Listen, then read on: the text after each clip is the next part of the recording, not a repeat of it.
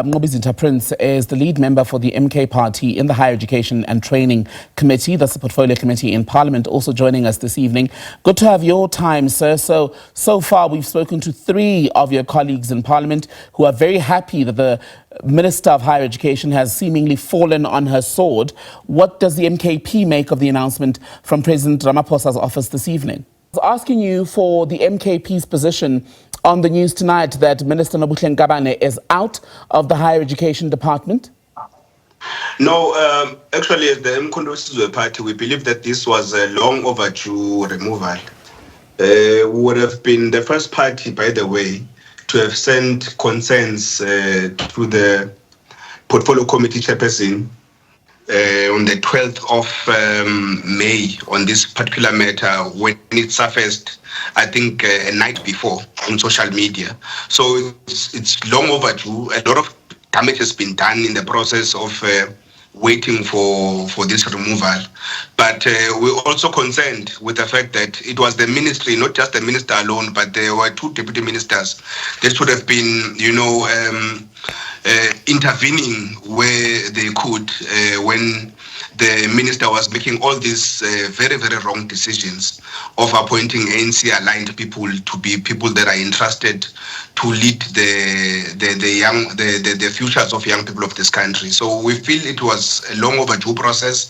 Nevertheless, we do welcome the removal, and we can only be hopeful that the now minister, who was a deputy minister, who would have failed together with the minister, would be more capable and more competent to steer this particular department into the right direction. It's interesting that you believe that Buti Manamela, the new minister, you're hoping will be more capable and able to steer the department in the right direction. But just at the beginning of your response, you seem to suggest that, in fact, the entire leadership, or at least quite a few of them, may have been involved in the CETA board situation. So that raises 2 questions for me. Is that not a contradiction in terms?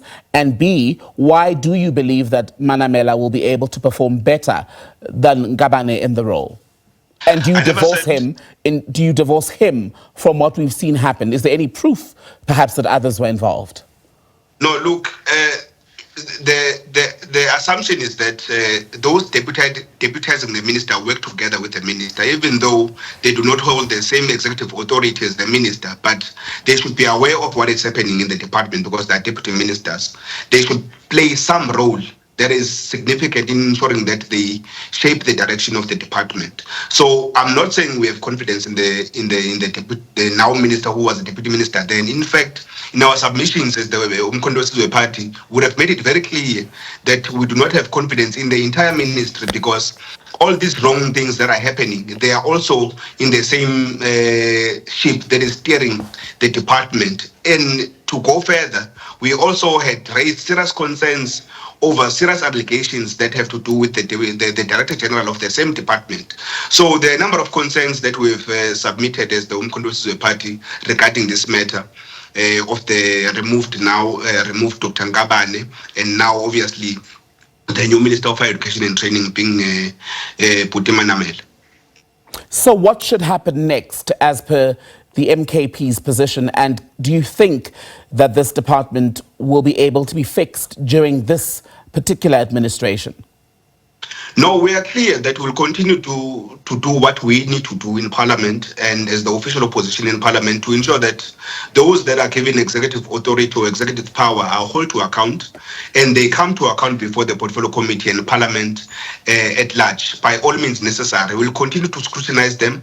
We'll continue to ensure that whatever they do is in line with what is needed by society, and in this case by young people of this country in general, in particular students and those outside of teaching and learning in the higher education and training sector, so that they are also empowered through skills development and skills empowerment, as it were. Nobuhle Prince, good to talk to you. Thank you so much, member of the MKP party in Parliament.